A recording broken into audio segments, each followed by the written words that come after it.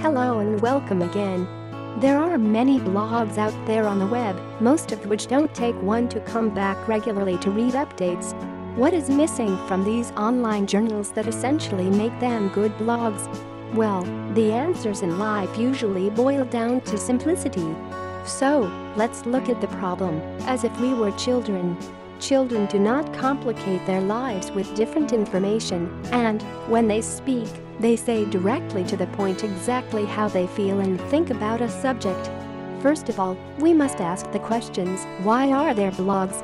And what are they here for? Well, in an ideal world, good blogs would help people connect, share knowledge and feelings about life issues.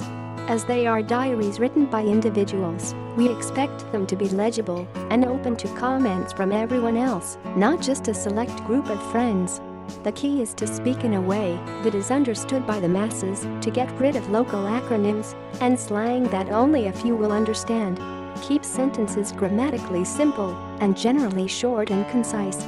Try to write on your blog as soon as possible, because if people like to read your thoughts and ideas, they want to communicate, or, at least, will be filled regularly in your world. Ask questions, comment on other blogs with similar content, start communities with other people you've never met, based on your interests. Keep focus.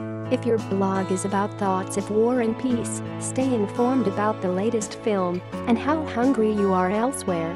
The idea is to encourage intelligent communication so that, over time, our collective stock of knowledge and wisdom will gradually grow like a tree on fertile soil. I think the most important thing is the fact that you want this magazine to be good.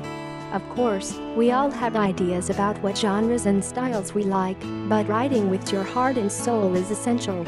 Please visit the link below for the full article, like and subscribe, and we see us next time. Goodbye.